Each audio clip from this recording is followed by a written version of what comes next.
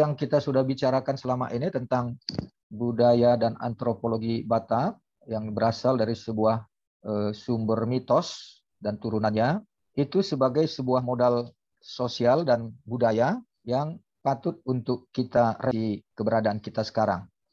Nah, jadi kita bicarakan itu yang menyangkut kepada mitos, kepada unsur-unsur praktek budaya, secara total juga kita bisa laksanakan untuk kondisi di abad kita sekarang ini, terutama dalam aspek iman ya.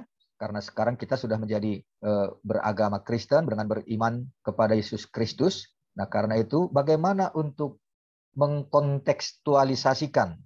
Nah, jadi karena itu kita tidak membuang budaya, tetapi bagaimana merevitalisasi supaya warisan budaya kita yang kita sudah bicarakan itu tetap eksis, tetapi juga dengan cara anutan dan pola pemahaman dan juga praktek yang kontekstual, yang sesuai dengan kondisi kita, terutama dari segi iman.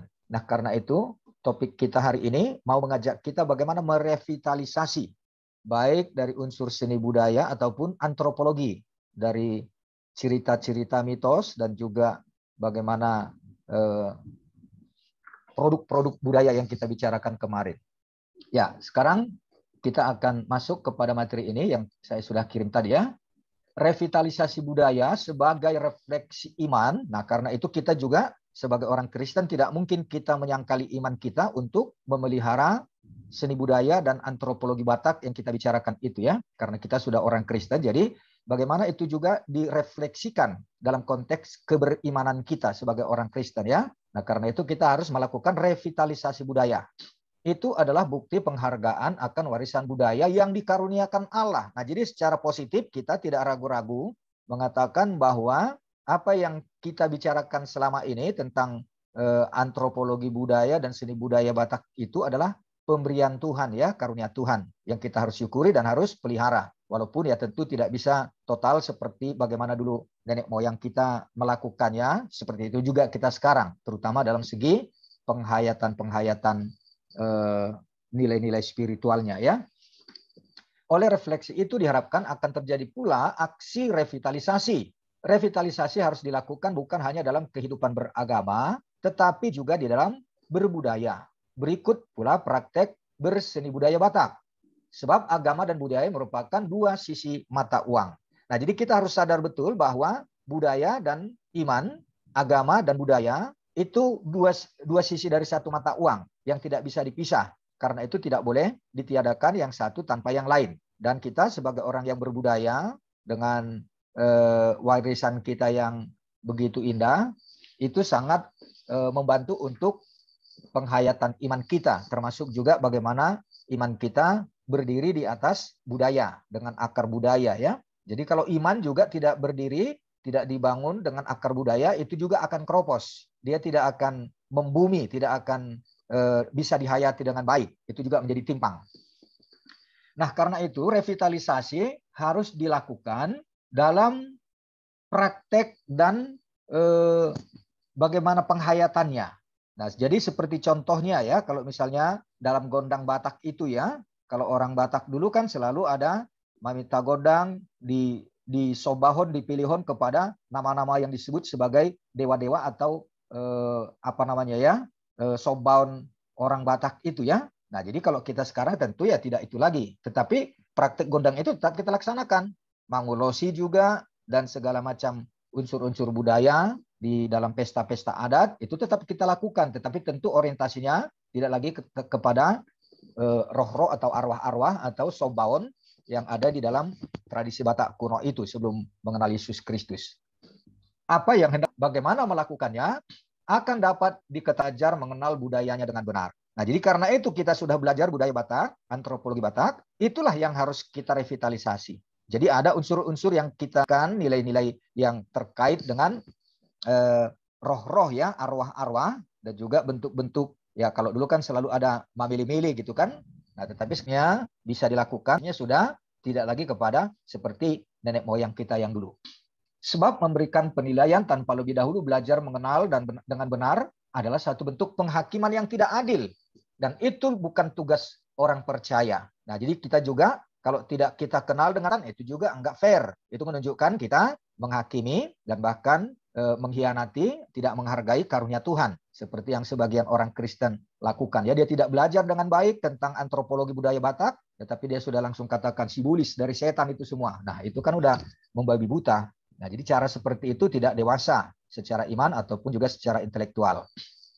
Karena itu untuk dapat berteologi dalam konteks budaya Batak, seseorang harus mengerti lebih dahulu antropoteologi Batak. Nah, jadi antropoteologi artinya bagaimana orang Batak memahami manusia dan bagaimana teologi Batak tentang ciptaan, tentang kejadian, ya. Nah, kita relevansikan, kita perbaharuilah dengan bagaimana Alkitab. Pemahaman kita tentang kejadian, tentang penciptaan, tentang manusia. Nah, disitulah kita juga bisa mengisi muatan-muatan iman Kristen kepada materi antropologi atau teologi Batak yang kuno, yang semula. Nah, jadi contohnya tentang mitos si Raja Batak, ya. Nah, secara ilmiah kan kita sudah pertimbangkan kemarin, mana mungkin ada manusia turun dari langit di apa ya dengan manusia setengah dewa kawin seperti itu dan lahirlah si Raja Batak. Itu kan secara logisnya nggak mungkin itu. Dan bukan seperti itu juga cerita Alkitab kan. Nah, jadi apa yang dikatakan di dalam mitos si Raja Batak dan turunannya dalam cerita-cerita produk budaya dengan ketiga unsur Dalihan Natulu, Banua Gijang, Banua Tonga, Banua Toru. Nah, itu kan kosmologi Batak. Tetapi di dalam iman Kristen dan secara ilmiah, ya bagaimana memanfaatkan itu menjadi sebagai warisan budaya, ya, yang kita juga bisa revitalisasi. Jadi tidak harus dibuang dan tetapi juga kita bisa gunakan secara ilmiah dan secara iman.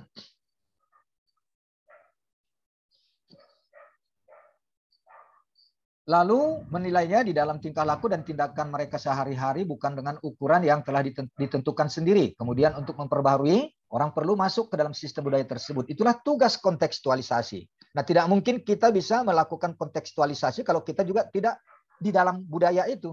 Kita harus ada di dalam budaya supaya kita bisa juga mengaplikasikan dalam bentuk-bentuk yang modern, yang sesuai dengan konteks kekinian dan juga tidak bertentangan dengan nilai-nilai keimanan kita.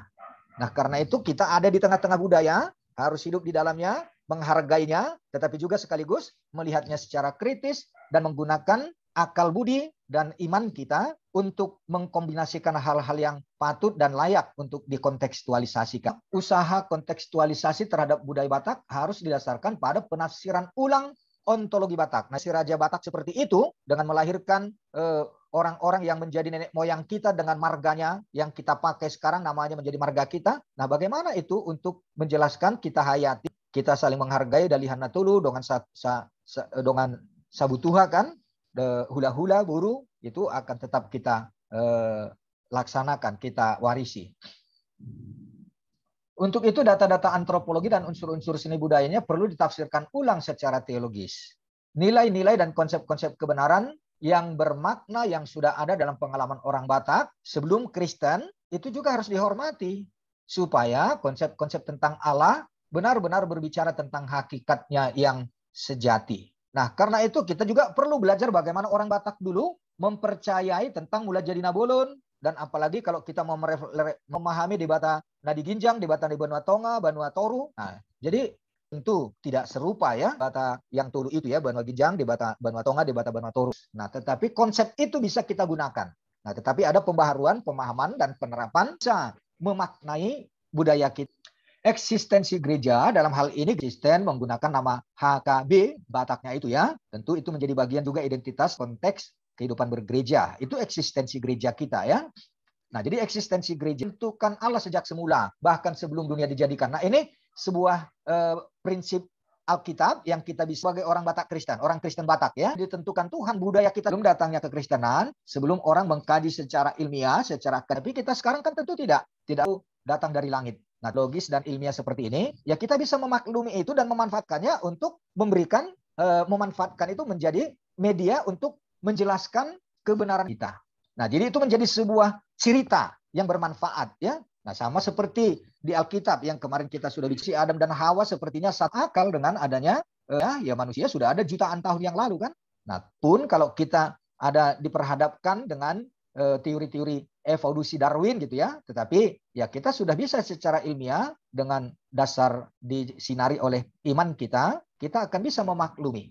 Nah, jadi persoalannya bagaimana kita juga secara konsep atau argumentasi yang masuk akal ya, yang bisa dijelaskan secara ilmiah.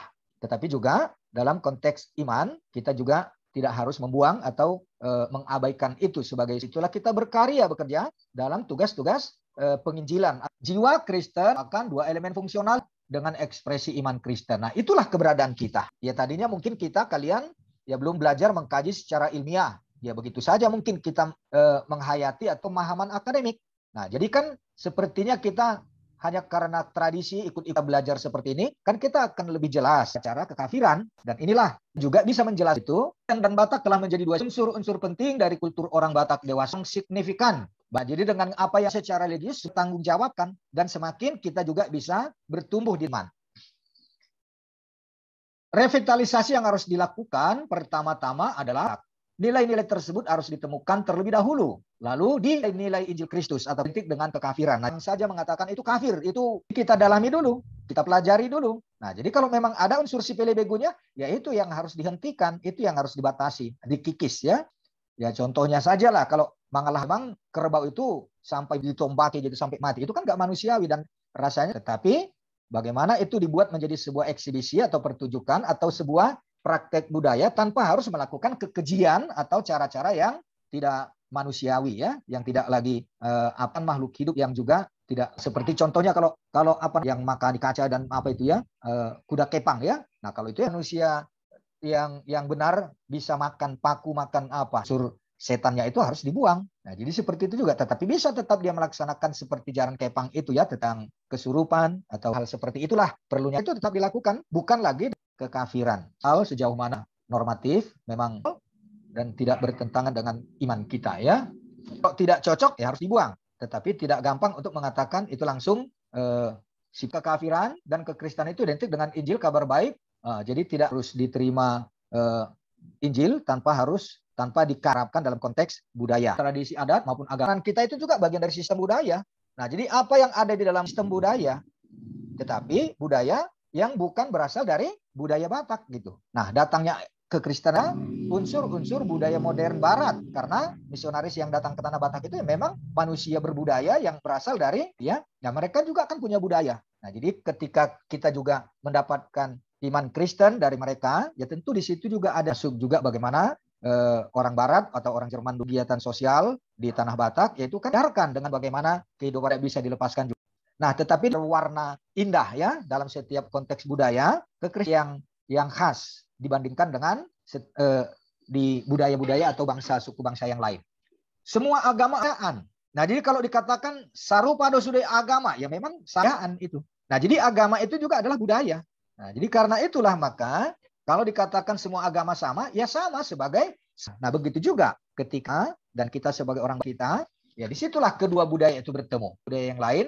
Nah, kekristenan itu tetap punya warna yang menyesuaikan dengan budaya. Dan budaya itu juga bisa mempengaruhi warna, memberi warna kepada kekristenan.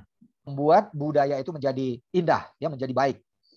Tidak mengkhianati nilai-nilai. Berbeda karena Injil adalah, karena itu juga Injil yang kita yakini Yesus itu kan datang dari sorga. Tetapi dia menjadi manusia. Nah, jadi Allah yang itu orang Yahudi, ya tentu dia di tanah Batak, ya tentu Yesus juga dalam budaya Batak, ya itulah tugas kita. Seperti itulah budaya itu direvitalisasi menjadi sesuatu dalam konteks kekristenan kita. Dan tidak mungkin lagi kalau kita sudah Kristen akan tertarik-tarik. Nah, disinilah bedanya kita dengan Katolik, dengan arwah-arwah kita. Nah, tetapi ya tidak kita konsekuensinya karena kekristenan di tanah Batak itu kita yang Protestan tidak menerima ada hubungan lagi dengan arwah, tetapi sementara Katolik masih memeliharanya, ya konsekuensi ketika dia masih mau menghayati seperti itu kekafiran. Nah, tetapi kita tetap bertahan di dalam iman Kristen Protestan ya, karena kita juga sudah bisa ya memilah yang mana budaya, yang mana Injil. Nah, jadi kalau kekristenan kita tentu tidak lagi akan kembali kepada bentuk-bentuk yang ada kekafirannya, atau kita tidak akan lagi mau berhubungan dengan ya. Nah, tetapi ketika masih ada orang yang seperti itu di kalangan kita, ya itulah yang harus diinjili, yang harus juga diapakan ya, dijelaskan, kita hayati. Nah, disitulah kita sebagai seorang ilmuwan, ilmuwan Kristen yang sudah akan menghadirkan dasar yang kuat dengan budaya.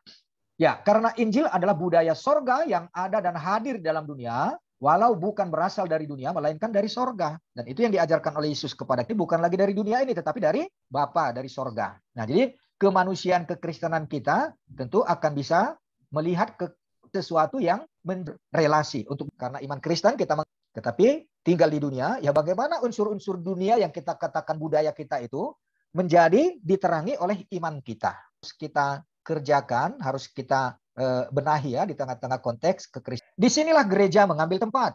Iya, hal ini budaya Batak dengan budaya sorga, yaitu Injil Yesus Kristus. Yang mungkin berdiri hanya dalam satu sisi, dalam arti hanya karena Injil ya di tengah-tengah budaya, maka ada budaya. Gereja bahkan multi budaya yang terbuka global sekarang ini ya. Nah, jadi kita tidak lagi hanya murni berdiri gereja itu pada budaya Batak, karena gereja HKBP sudah ada di mana-mana. Orang Batak juga sudah ada di budaya-budaya kekristenan kita menjadi garam dan terang. Dia yang sudah global ya, kita sudah ada ya, seperti itu juga waktu saya di Papua ya, yang juga masih tertutup ya, pola pikirnya, penghayatan di tengah-tengah orang Papua ya tidak bisa lagi murni bukan dengan mau menjadi garam dan terang di sana. Ya, jadi picik atau dikatakan kita sudah ada di tengah-tengah budaya-budaya yang beragam. Nah, kebatakan dan kekristenan kita itu tidak cukup untuk menjadi identitas ke konteks budaya yang beragam itu. Nah, kita harus juga bisa memanfaatkan dan hadir di tengah-tengah budaya yang berbeda karena garam terang dimanapun dia berada. Di atas budaya Batak seperti di Papua dulu. Karena tidak bisa mereka mengerti dan tidak sesuai dengan pola pelayanan saya, akhirnya HKBP saja yang dilayani ya nggak berbeda ya. Nah, hal-hal matang dengan hal itu. Nah, dengan kita dalam konteks budaya Batak ya seperti itulah bagaimana di dalam konteks budaya kita. Nah, yang banyak timbul lagi, dibuat lagi ritual-ritual yang katanya pendeta, ya pasti itu karismatik ya, yang diinjak-injak. Nah, itu juga cara yang tidak beradab. Nah, sekarang bagaimana kita ya tetap menghargai bagaimana orang Batak dengan cara merawat budayanya, dan kita sendiri juga ya harus mendukung. Tetapi juga penyembahan berhala lagi. Nah, jadi di Samosir itu sebenarnya tantangan iman Kristen kita sebagai HKBP ya sungguh nyata, dan ya harusnya kita di situ juga bisa memenangkan pertempuran kekristenan, karena apalagi di situ kita juga tidak boleh tangan. Ya betapapun barangkali ya ada saja barangkali zaman. Nah, itu perlunya RPP. Kalau tidak bisa diingatkan, ya itu banyak yang artinya mengatakan Tumagong memahami di pabali sianah KBP mulus soboi, silahkan saja. Nah, artinya dia tidak lagi mau menghayati iman kekristenan yang kita imani ya. Kita secara dewasa, secara kepada jemaat kekafiran lagi. Kristen Batak, budaya Kristen di dalam dunia, jemaat gereja Batak dan budayanya sebagai rumah atau hutannya ya menjadi semacam casing komunitasnya. Nah, disitulah kita menyatakan iman kita.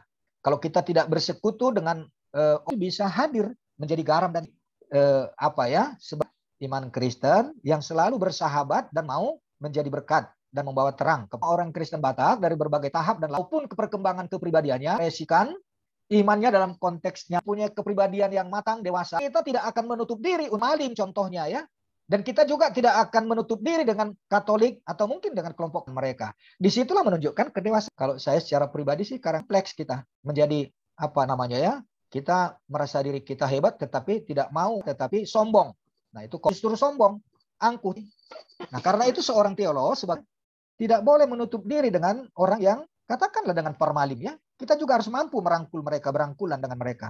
Nah, disitulah kita harus menunjukkan bagaimana iman Kristen. Karena memang masih ya harus jangan lagi kita bermusuhan dengan yang jadi kita menolak mereka dan akhirnya seperti tetangga kita itu dengan Ahmadiyah harus dibakar masjidnya itu. Nah, kita dengan teman kan. Nah, sementara mereka juga kan saudara kita Kristen dan mampu merevitalisasi budaya kita dengan kita tetap bergaul dengan mereka yang tidak seiman dengan kita, yang tidak sealiran dengan kita. Nah, jadi inilah gunanya kita belajar antropologi budaya dalam konteks tujuannya memang bukan tidak membawa ketegangan-ketegangan tertentu. Ya memang ada ketegangan, tetapi ya harus kita bisa, tetapi kita terbuka. Nah, di situ kita harus menjadi terang dan garam. Hal itu adalah wajar, bahkan pasti, namun manusia pertimbangan iman dan akal budi yang tidak harus saling menyangkali satu sama lain.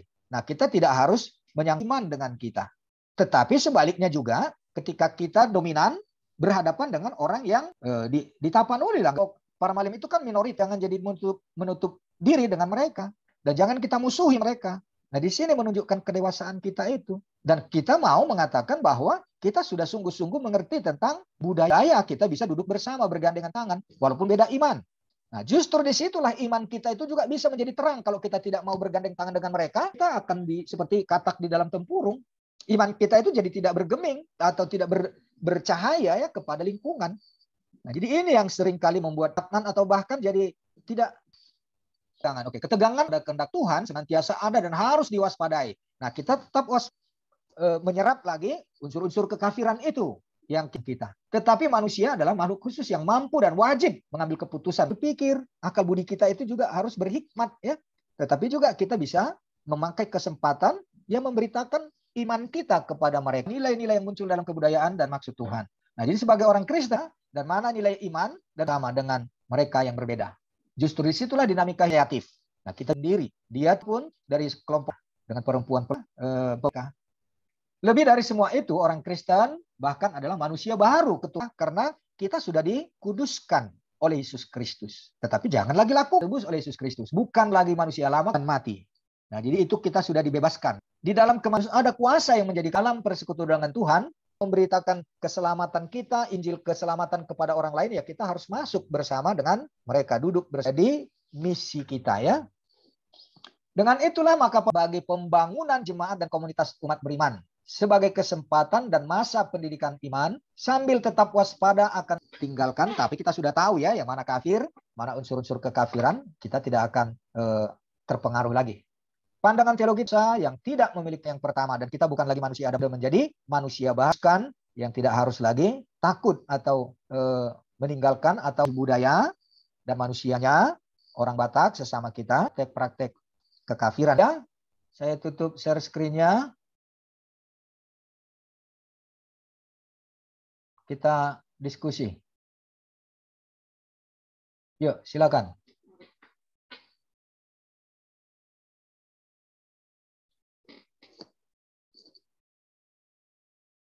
Yuk, silakan Simon. Baik, terima kasih Pak. Sebelumnya mohon maaf Pak, saya matikan kamera Pak karena sinyal saya Pak kurang bagus. Enggak apa-apa, yang penting kamu mendengar, memperhatikan. Yuk. Baik Pak. Benar yang dikatakan Bapak tentang bahwa orang Kristen tidak lagi ada hubungannya dengan orang yang sudah meninggal. Nah, tetapi Pak, dalam budaya Batak itu sendiri, terlebih sebentar lagi masa pasca ya. Pak. Hari Hamamate. Iya betul Pak. Bagi kita orang Batak ini, khususnya di Toba ini Pak, Tapanuli ini, kan hari Sabtunya Pak, semua secara keseluruhan di Tapanuli ini membersihkan kuburan Pak. Ya. Nah, dalam kebersihan itu juga Pak, banyak praktik-praktik yang bertentangan dengan ajaran Kristen itu sendiri Pak. Seperti memberikan rokok, memberikan makanan ke kuburan, bahkan mencampuri kekristenan itu dengan hal-hal yang tidak seharusnya, seperti mendoakan orang mati itu Pak. Ya. Bagaimana mungkin kita mendoakan orang mati supaya orang mati itu berdamai di surga dengan Tuhan? Kira-kira seperti itu tidak ada di dalam ajaran Kristen gitu Pak. Ya. Dan seperti pada pokok materi kita Pak, menghidupkan kembali kan gitu Pak. Ya. Nah, dalam kehidupan sekarang ini Pak, sudah tidak ada lagi rasa empati sama orang Batak itu sendiri Pak. Bagaimana menghidupkan kebudayaan itu atau kebiasaan yang sudah tertata rapi dibangun oleh nenek moyang, seperti salah satunya marsirupan gitu Pak. Iya. Tidak ada lagi marsirupan entah membangun rumah seperti yang kita pelajari rumah Gorga kemarin Pak. Tidak ada lagi marsirupan ke ladang. Karena itu pertama mungkin karena sudah diambil alih oleh teknologi sekarang ini Pak, pekerjaan manusia. Tetapi mohon maaf Pak, nyatanya Pak, yang saya lihat sekarang ini yang lebih besar latih atau iri hati Pak. Sudah bertentangan jauh dengan bagaimana etika Batak itu sendiri Pak. Itulah yang mungkin harus diajarkan kembali melalui gereja misalnya Pak. Bagaimana kita menghidupkan kembali kebatakan kita itu Pak. Terima kasih Pak. Ya benar. Nah, karena itulah pelajaran kita ini juga akan membuka mata kita tentang kenapa kita jadi seperti itu. Dan bagaimana supaya jangan semakin tergerus dari nilai-nilai kultur, sekaligus juga jangan mengabaikan nilai-nilai iman. Seperti tadi yang kamu bilang itu yang membuat rokok, makanan ke kuburan ya. Nah itu kan ya termasuk itu kegagalan kita ya, kegagalan pertohonan lah ya. Kegagalan pendeta. Kenapa masih ada seperti itu di zaman sekarang ini? Ya berarti tidak jelas dipahami oleh jemaat itu. Bagaimana iman Kristen? Nah, bisa saja kita tetap pergi ke kuburan, tetapi tidak akan melakukan praktek-praktek yang seperti itu. Nah, mungkin kita sendiri nggak bisa menjelaskan. Ya, pendeta-pendeta lah ya, para pertohonan. Tidak bisa mungkin menjelaskan. Ya, jangan-jangan dia juga masih melakukan seperti itu. Karena dia masih larut dalam budaya dan tidak mengerti tentang yang bagaimana budaya yang benar yang tidak benar. Nah, contohnya ini yang saya ya. Ya, kalau saya ke kuburan itu nggak mau cuci muka karena itu tidak pemahaman itu yang cuci muka di atas kuburan itu ya, itu ada pemahaman supaya orang roan non dibilang beguna gitu ya. Nah, itu kan pemahaman yang salah. Nah, tetapi bagaimana kita supaya menjelaskan itu? Dan jangan sebagai sebuah kewajiban harus cuci muka ke kuburan. Kenapa harus di kuburan? Atau kalau cuci muka, kenapa harus di atas udiannya itu? Nah, bukan mengatakan tidak boleh. Kalau kita sudah paham, lakukan nggak apa-apa. Tetapi tidak ada lagi relasinya dengan unsur-unsur pemahaman kafir. Nah, jadi karena ada pemahaman seperti itu, ya termasuk kata yang sering kita gunakan ya, dan itu jadi ikut-ikutan kita ziarah. Nah, itu sudah sering kali saya terus mengkritik atau meluruskan ya. Kalau dalam bahasa Batak nggak ada ziarah. Dan di dalam Alkitab, kalaupun ada ziarah, itu tidak ada hubungannya dengan kuburan. Di dalam Mazmur itu kan banyak kata ziarah kan? Mazmur ziarah itu. Nah, jadi bagi orang Israel, kata ziarah itu nggak ada hubungannya dengan kuburan. Tetapi kenapa kita kalau ke kuburan dikatakan ziarah? Ya ikut-ikutan karena Islam. Tetangga kita yang katakan itu ziarah ke kuburan. Karena buat mereka penting sekali itu. Yang ke kuburan itu karena itu mereka mendoa-doakan arwah. Ya Katolik juga. Nah, jadi kalau kita mau ke kuburan, ya silahkan saja. Tetapi jangan lakukan praktek yang ada komunikasi atau relevansinya dengan arwah. Dan istilah itu juga jangan disebut ziarah. Ya ke kuburan. Kalau mau ke kuburan, ya ke kuburan. Nah, jadi kalau kita orang Kristen sudah memahami dengan baik, ya kita tidak akan salah menggunakan istilah dan juga dalam prakteknya. Nah, jadi kalau di dalam Alkitab, ziarah itu ya ke Yerusalem, ke Bait Allah. Orang Israel itu dulu kan ketika mereka dibuang, terserak keluar dari Palestina, dari berbagai tempat mereka datang, itu ziarah katanya. Mereka datang ke Bait Allah, itu ziarah. Nah, jadi ziarah yang di dalam Alkitab itu adalah perjalanan menuju ke Bait Allah. Nah, perjalanan itu tidak gampang, bukan seperti kita sekarang gereja sudah dekat di kampung kita ya. Kalau orang Israel dulu kan ribuan kilometer mereka harus jalan kaki ke Yerusalem ketika mereka sudah terserak, terbuang. Nah, itu perjalanan ziarah yang dalam bahasa Inggrisnya dikatakan pilgrim ya. Pilgrim itu sebuah perjalanan yang susah payah. Itu kan berjalan kaki mereka berbulan-bulan. Ribuan kilometer mereka harus tempuh. Nah, ziarah mereka itu yaitu pergi ke Bait Allah dengan segala pergumulan dan dengan segala sukacita. Ya di situ ziarah. Kalau kita sekarang mau ke kuburan ziarah dikatakan nggak ada relevansinya. Secara teologi salah, juga dalam prakteknya juga salah. Nah, jadi kita bukan tidak boleh ke kuburan.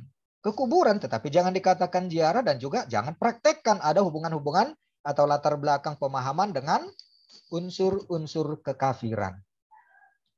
Ya, kita bukan tidak boleh berdoa di kuburan, boleh. Ya, seperti contohnya nanti untuk hari Haheon, hari Minggu pagi subuh kan?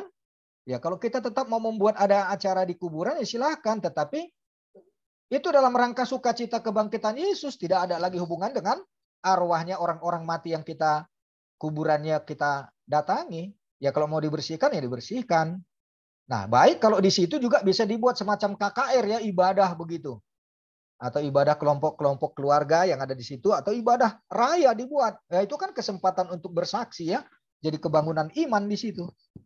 Nah, tetapi kan harus dikoordinir oleh satu kelompok atau lembaga atau gereja atau orang yang memang sudah punya kejelasan misinya lah ya, memahami yang benar tentang apa itu makna marbuha-buha hijuk kalau kita hari Minggu subuh itu ke kuburan. Nah, jadi hal-hal seperti ini pemahaman itu harus jelas. Kita menggunakan budaya karena memang orang Batak masih ada kedekatannya dengan kuburan, ya. Tetapi prakteknya jangan dilakukan praktek yang salah. Dan juga termasuk istilah-istilah yang kita gunakan, jangan dipakai istilah yang tidak tepat supaya pemaknaan kita juga jangan jadi salah. Apalagi dalam mempraktekkan, jangan lagi kembali dalam praktek-praktek mamili-mili. Nah, ini perlunya. Nah, jadi pelajaran kita inilah sebenarnya yang saya maksudkan revitalisasi. Bagaimana merevitalisasi itu kalau kita nggak mengerti, kalau kita tidak cemplung ke dalam, kalau kita tidak punya landasan teologis, kalau kita tidak memahami apa doktrin iman kita.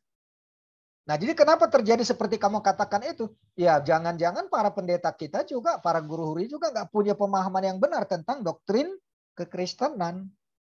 Bahkan dia ikut-ikutan lagi melakukan itu, jadi membenarkan yang salah yang dilakukan oleh jemaat. Nggak bisa dia mengoreksi. Nah, jadi ini yang saya maksudkan dengan revitalisasi budaya itu. Itu harus kita lakukan. Tetapi itu tadi, bagaimana kita mungkin merevitalisasi kalau kita sendiri tidak tahu teologi kita. Kalau kita tidak mengenal budaya kita. Kalau kita tidak mau terjun bersama-sama dengan orang yang menghayati budaya itu. Nah, itu tiga unsurnya. Yang pertama, kita sudah harus jelas tentang doktrin iman kita. Yang kedua, kita sudah tahu tentang kultur budaya kita. Ya, ada juga memang unsur-unsur kekafiran dalam budaya itu ya.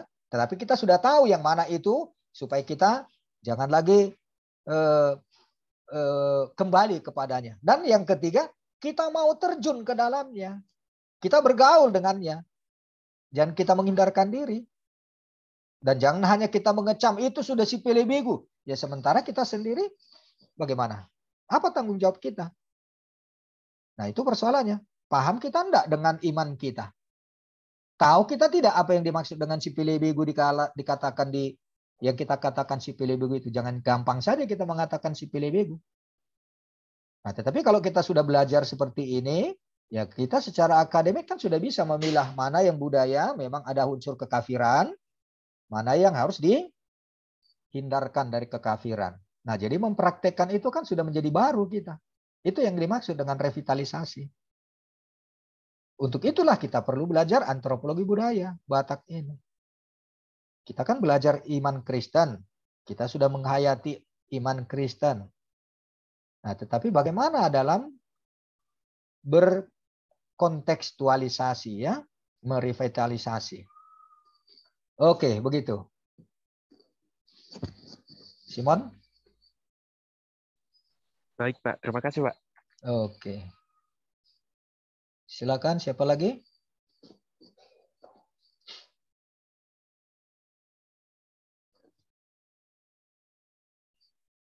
Halo, siapa lagi? Jangan tidur-tidur aja kalian.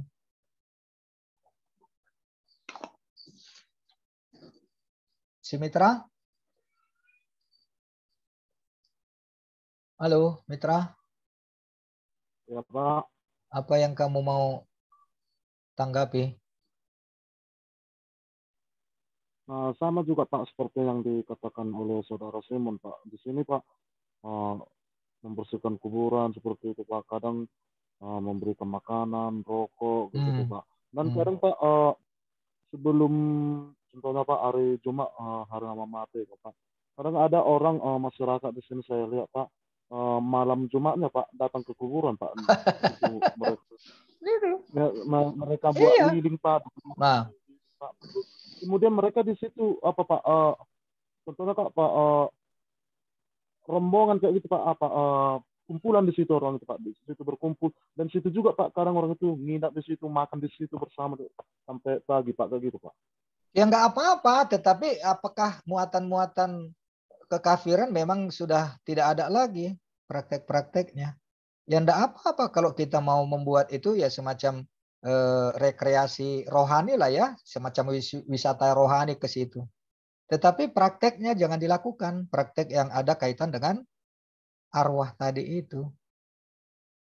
Nah, secara emosional kita kan tentu mempunyai apa ya, rasa bagaimana ya, kerinduan dengan orang yang kita kasih yang meninggal itu. Ya, tetapi jangan melakukan praktek kekafiran. Tapi kita sendiri juga menjadikan kesempatan itu anjang sana dan kita juga ya lakukan di situ juga ibadah, kegiatan-kegiatan yang bisa membangun iman, membangun keakraban gitu ya. Nah, jadi jangan lagi dilakukan praktek kekafiran. Ya, kalau mau membuat itu semacam wisata rohani atau wisata budaya kita juga ya nggak apa-apa.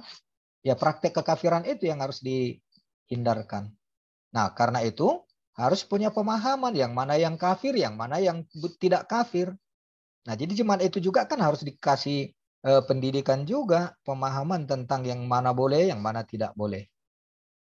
Nah, jadi kalau kita sudah sama-sama dewasa, iman jemaat kita itu, ya itu akan menjadi kesempatan yang luar biasa untuk bersukacita memuji-muji Tuhan.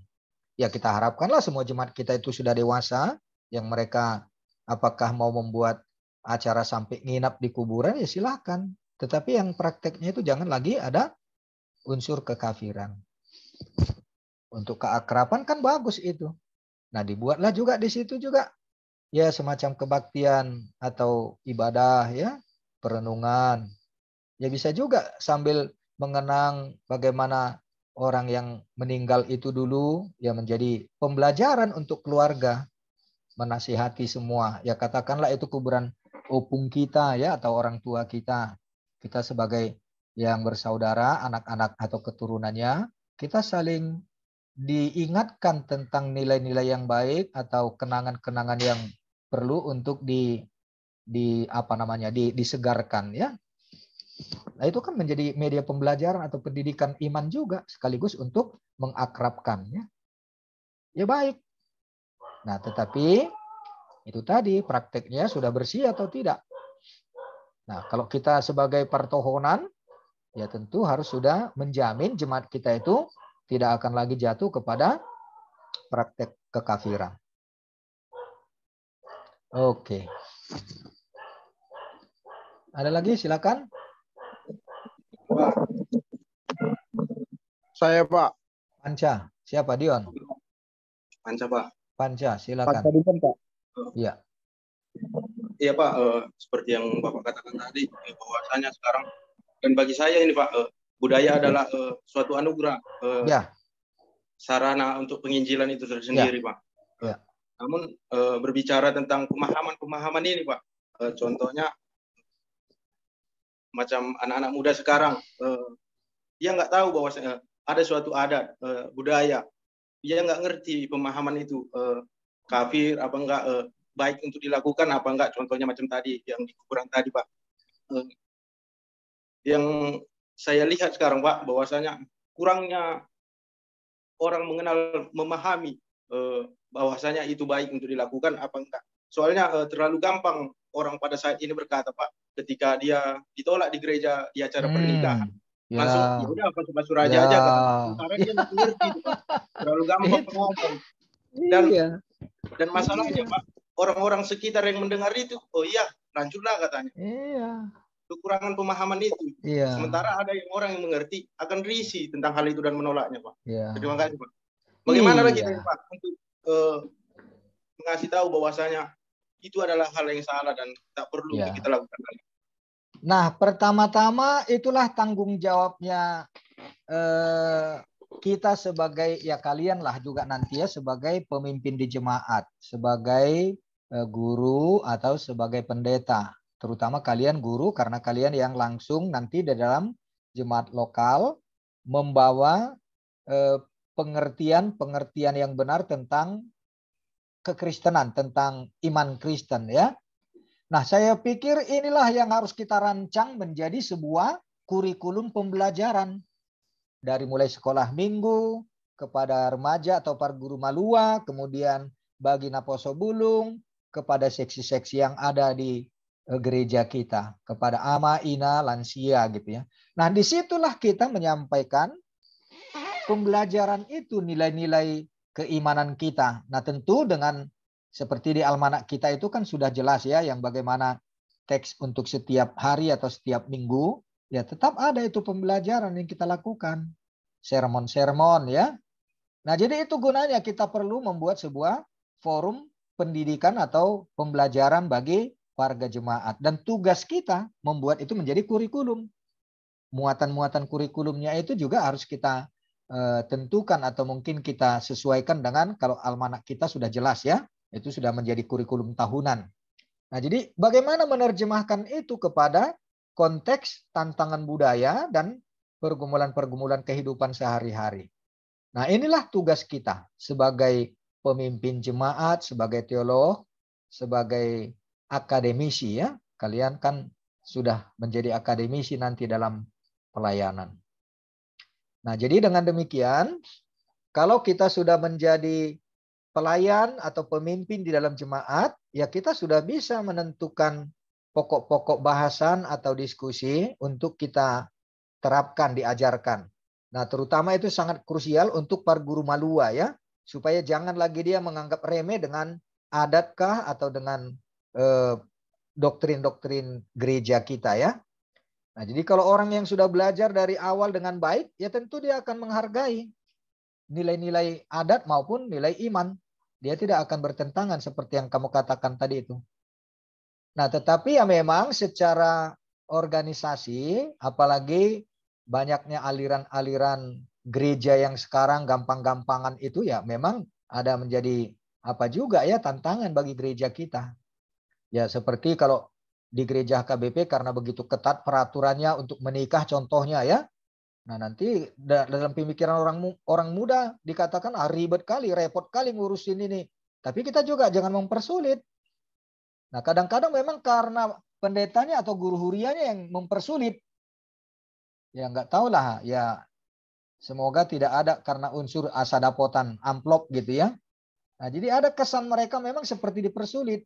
Tapi ada juga memang karena mereka nggak mengerti seolah-olah sulit, padahal tidak sulit. Mereka katakan, terlalu repot dengan HKBP, dibilang. Ya karena mereka nggak diajar dengan benar, atau tidak sungguh-sungguh sebagai jemaat. Nah, jadi bagi mereka, sesuatu yang wajar itu tidak dimengerti, ya akhirnya dikatakan sulit. Nggak repot kan. Tolema, tu gereja nia duma hita. Itu beri pasu-pasu isian non, dibilang ya. Nah, tetapi apalagi kalau memang sudah dia melanggar, contohnya ya, jadi HKBP memang nggak akan bisa diterima begitu saja. Ya katakanlah kalau misalnya sudah hamil mau menikah pemberkatan, jadi HKBP pasti nggak akan bisa. Nah, tetapi jangan sampai terjadi hal-hal yang seperti itu, ya harus diajar. Ya memang ada saja memang tantangan itu karena gereja-gereja yang lain juga ya sepertinya sangat bebas ya. Tidak seperti di gereja mainstream seperti kita di HKBP. Ya apa boleh buat, biarlah seperti itu. Sampai kapan jemaat kita itu dewasa? Nah, karena itu kita kalau sudah menjelaskan, kita juga sudah mengajar, ya jangan sampai terjadi pelanggaran ya. Kalaupun terjadi pelanggaran itu kan ada jalan keluar, ada penggembalaan yang membuat mereka juga akan bisa nanti dipulihkan gitu ya. Jangan, ya memang karena rasa malu kadang-kadang ya, atau nggak mau repot. Karena di gereja sana itu gampang-gampangan saja ya. Ya apa boleh buat, itulah tantangan. Nah, tetapi saya yakin kalau memang kita sebagai partohonan sudah jelas mengerti dan kita ajarkan dengan benar, jemaat kita sudah tahu, nah mereka pasti akan tunduk dan dengan taat melakukan apa yang harus dilakukan dan apa yang tidak boleh dilakukan. Nah, jadi itulah tugas kita sebagai partohonan. Untuk itulah kita sini sekarang itu belajar ya, supaya kita jangan jangan apa namanya ya, jangan picik berpikir, tetapi juga tidak kaku ketika kita harus berhadapan dengan masyarakat atau warga jemaat kita yang tentu dengan berbeda macam pemikirannya, persepsinya. Nah, yang penting kita sendiri juga jangan jadi semacam apalah ya, otoriter atau memaksa. Ya kita harus menjelaskan. Dan itu kita perlunya punya pengetahuan ya. Mungkin saja ada yang seperti itu pendeta ya, karena dia nggak ngerti, atau mungkin ya asal ijazahnya dia sarjana teologi tetapi nggak mengerti, atau holat tohonan lalu di mana padita alai dan yaitu si mana, dan banyak seperti itu apalagi akhir-akhir ini ya. Tetapi ya itu urusan lain lah ya. Dan saya juga ya secara pribadi lah ya melihat udah pareses pun tetapi nggak jelas dia mengerti tentang aturan HKBP dan tidak bisa mengemong atau menjadi apa ya sebagai uluan di distrik itu. Atau mungkin ya sudah ada kepentingan-kepentingan yang lain sehingga dia tidak menegakkan atau tidak menerapkan, tidak mengajarkan disiplin yang benar. Ya itu sudah macam lah motivasinya ya. Tetapi itu kan menjadi batu sandungan di jemaat. Nah karena itu ya memang tidak gampang untuk menjadi partohonan di HKBP. Di HKBP lah dulu ya. Ya mestinya di semua gereja kan harusnya seperti itu.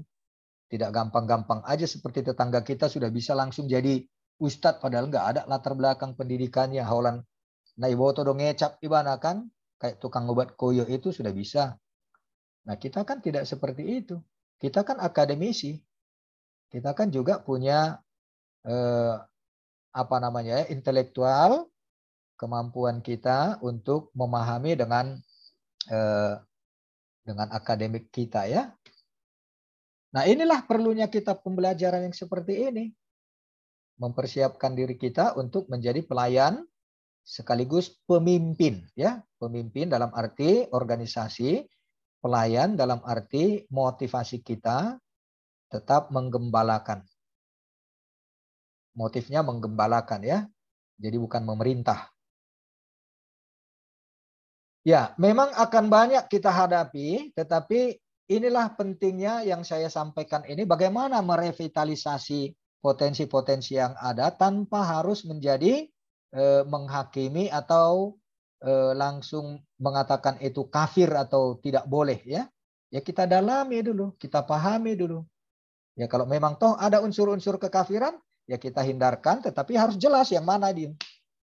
Jangan serampangan langsung dikatakan kalau margondang si pilih begu ya. Ya masih ada seperti itu kan, sehingga Taganing itu masih sungkan orang membawa ke gereja untuk ibadah kan.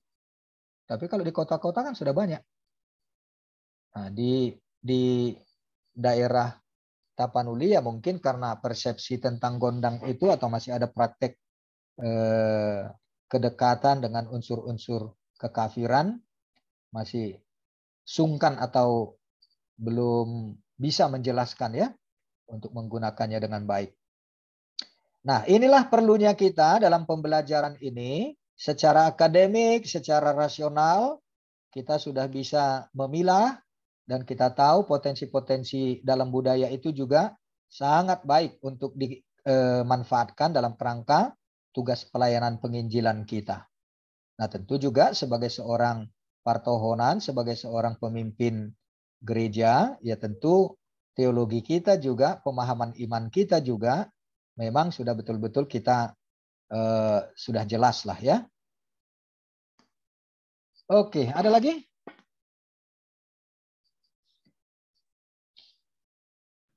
Saya Dion, Pak. Dion, silakan. Iya, Pak. Terima kasih atas penjelasan yang Pak berikan terkait dengan kepercayaan agama Kristen yang berkaitan dengan budaya Batak. Jadi, pertanyaan saya mengarah kepada yang ditanyakan oleh saudara Simon tadi kan, Pak. Jadi begini, Pak. Saya kurang mengerti bahwasanya setiap kita setelah selesai melakukan cuci muka di atas kuburan, opung saya, Pak, katanya begini, langsung unang bereng tupudi. Itulah. Tahu Pak, sebenarnya bingung Pak kan ima pertanyaanku. Aduh. Nani manang na arti ni dalam konteks kekristenan, Pak. Gimana Pak Jul, Pak? Baru yang kedua, Pak. Sebenarnya makna telur itu dalam kekristenan itu apa, Pak? Karena Pasca. mayoritas kita Telur misalnya Pasca. merbuah iya, Pak. Telur Pasca, Pak, dalam kekristenan. Sebenarnya maknanya itu, Pak. Karena mayoritas kan, Pak, khususnya jemaat HKBP, anak-anak sekolah minggu maupun orang dewasa maupun apa, setiap merbuah-buah ayo kita cari telur Pasca katanya. Kenapa enggak cari roti gitu kan, Pak? Seharusnya sebenarnya, Pak, makna telur Pasca itu dalam kekristenan. Oke. Yang terakhir inilah, kalau telur Pasca itu kan memang itu karena pengaruh dari pemahaman budaya barat ya. Tetapi secara relevansinya, maknanya itu di dalam telur itu kan ada benih kehidupan. Tapi ya mestinya telur yang hidup ya. Telur yang apa. Nah, tetapi kalau dibuat menjadi semacam kuis atau kegiatan mencari telur itu, ya kalau dia tidak direbus kan nanti jadi pecah, jadi masalah kan, merepotkan. Nah, tetapi intinya itu pemahaman karena telur itu kan mempunyai benih kehidupan. Nah, jadi itu digunakan ketika acara Paskah, pemahamannya bahwa di dalam kematian Yesus itu, di dalam kuburnya Yesus itu yang bangkit, dia ada kehidupan. Nah, jadi relevansinya ke situ. Nah, tetapi kalau kita punya kreativitas sesuai dengan nilai-nilai muatan lokal budaya kita, mungkin kita bisa cari apa yang cocok dengan pemahaman yang seperti itu, muatan-muatan teologisnya ya. Supaya kita juga bisa menggunakan media-media di tengah konteks lokal budaya kita, menjelaskan apa makna Paskah. Nah, jadi dengan telur itu ya makna Paskah di situ, di dalam telur itu ada benih kehidupan. Itu artinya. Nah, tetapi mungkin kalau kita kreatif, kita bisa cari yang sesuai dengan tradisi lokal kita. Ya, tapi saya sendiri sih belum menemukan ya. Nah, itulah perlunya kita punya latar belakang pemahaman yang jelas tentang satu-satu kejadian atau pemahaman doktrin yang kita juga bisa relevansikan dengan konteks budaya. Dan ini yang kita bicarakan sekarang, revitalisasi ya. Nah, yang pertama tadi itu yang saya mau katakan kepada kita supaya jangan lagi dibayang-bayangi oleh pemahaman kekafiran. Nah, jadi seperti Opung Muk bilang itu, ya itu kan jadi memang seperti itulah pemahaman orang Batak sebelum kekristenan. Unang mamerek tupudi, apa hubungannya? Harus cuci muka di atas kuburan. Nah, karena seperti itu ada pemahaman. Unang roan noni mana mangi huton dibilang kan, siapa yang mau datang mengikuti? Nah, jadi itu kan latar belakang pemahaman kafir yang seolah-olah begunai di sidope, boydope ruan non, songgop gitu. Nah, itu kan udah nggak ada dalam kekristenan kita, ya kan kita sudah bersih dari paham-paham yang seperti itu. Nah, karena itu dalam mempraktekkan kegiatan apalagi yang kalau kita ke kuburan, ya kita juga harus bersih dari pemahaman yang seperti itu. Yang seperti saya katakan, kalau saya tidak akan mau melakukan cuci muka di atas kubur. Apalagi dilihat orang yang masih punya pemahaman yang latar belakang seperti yang Opungmu tadi bilang. Nah, kalau saya sendiri atau orang yang memang sudah tidak ada lagi kaitannya dengan pemahaman-pemahaman kekafiran itu, ya nggak apa-apa, lakukan. Supaya kita jangan jadi batu sandungan atau seolah-olah menyetujui sepakat dengan pemahaman mereka itu. Ini siapa? Ada chatting?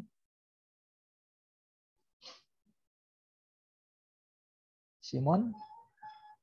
HP tinggal mesti sesawi gabe dang dibuat beala dang boy mana. Ya itulah. Nah, jadi itu kan paham-paham yang logikanya juga enggak benar ya. Dan itu ya unsur kekafiran, itu tahyul itu. Nah, jadi masih percaya kepada mitos seperti itu. Ya kita enggak lagi lah. Oke. Arong gope?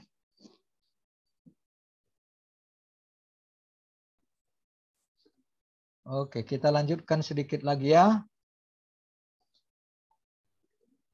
Ya, sikan iman kristasi nilai ya, seni budaya. Nah, ini sebenarnya sudah kesimpulan dari Batak sebagai budaya Batak itu kan nilai-nilai kekristenan. Ya, kebudayaan dan juga sistem pengetahuan Batak dalam benda punya partu makuling domudar. Nah, orang Batak pasti akan itu sistem budaya, nilai-nilai. Nah, apalagi kalau sudah kita langsung ada gerak itu yang sudah kita anut ya.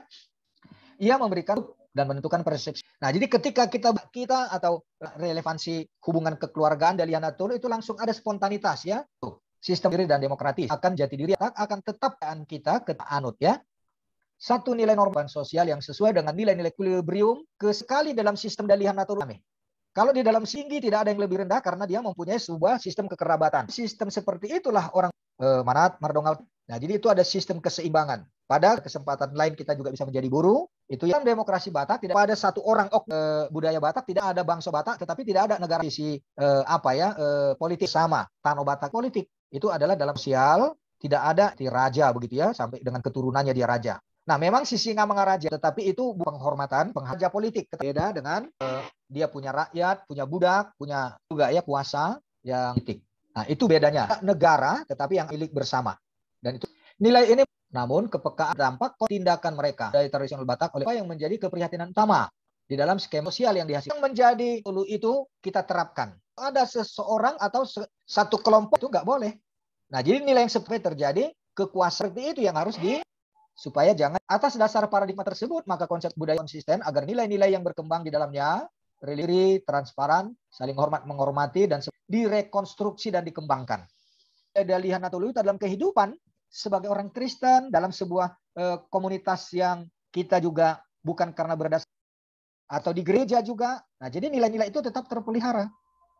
Nah, jadi gereja ya ada jemaat untuk menyebut Tuhan nggak apa-apa, akan posisi makin memperlengkapi. Nah, jadi sungkan menjadi penghalang itu kan tidak. Nah, mestinya justru penghargaan itu ada ya. Jadi tidak harus dikultuskan kependetaannya gitu. Contoh ya, tetap kita punya dalam menggunakan simbol-simbol kekerabatan marga dan juga simbol-simbol iman ya. Dan tidak dipisahkan ya. Tidak harus dipisahkan. Tidak apa-apa. Ya jadi setoga ada saya panggil dia Pak itu contoh. Itu akan tetap digunakan semakin iman kita itu semakin baik lah ya, semakin berkualitas tidak dipertentangkan. Dengan bergantinya ultimate concern itu, maka tetap di dalam kerangka dan struktur yang sama. Bergantinya ultimate concern. Nah, jadi jangan langsung dicaplok. Nah, sebenarnya lama ya kalau kita mengucapkan Debata Mulia Jadi Nabulun, sebenarnya pemahaman orang Batak tentang pencipta Maha Agung. Sudah ada nama pribadi. Kita kan juga menggunakan Debata ya, dewa dari bahasa Sanskerta. Nah, tetapi bagi orang yang akhir-akhir ini ada yang jadi nggak mau lagi menyebut mereka. Nah, jadi kontekstualisasi yang seperti itu, patut telah mewariskan sebuah ultimate concern bagi memenuhi segala concern itu ada pada dan Maria. Dipertemukan untuk menggunakan simbol tidak disangka itu. Nah, kalau orang Katolik kan dipercik seperti itu. Nah, jadi hal-hal seperti oke, kita lanjutkan juga bisa membuat inspirasi. Kalian bacalah sendiri. Kita sudah dapat waktu. Baik, Pak. Yuk. Oke, silahkan kita akhirilah. Pak Ketua tolong dibuat laporan siapa yang absen. Ya? Dion, Pak. Dion aja. Ya, Dion aja. Oke. Asa tasipuli perkuliahata sadarion tabasada marwata martang yang maita. Maulia temari Tuhan di asido tolong neruham. Nama ramoti hami ganuk mersada-sada ale Tuhan serak rodi sadar ale Tuhan. Ima ale Tuhan nungsipul behami ale Tuhan mangulaun proses perkuliahan nami sian Bapak dosen nami Pak Bernard Siagian ale Tuhan di mata kuliah antropologi budaya Batak. Sayang dia ale Tuhan akahan ale patorang ni Bapak ale Tuhan. Boy wingotami jala boy gawe masukan di diri nami. Terlumobi ale Tuhan mangulaun akka pelayan nami ditiki naning roh ale Tuhan. Suang-suang ale Tuhan fargogoi ale Tuhan Bapak dosen nami Leo dinasida hai pason dok sude keluarga ale Tuhan. Leo dinasida semangat ale Tuhan. Suang-suang ale Tuhan aktivitas nami sadarion pasu-pasu ali Tuhan leo dihami ali Tuhan hahi pason garuk marsada-sada akka ulam nami ali Tuhan sian muka saat mengunjungi pasu-pasu jalan ramo dihami di bagasan Kristus Yesus asi marham amin. Amin. Mulia Teda, terima kasih. Selamat sore. Selamat sore Pak. Sehat-sehat semua ya.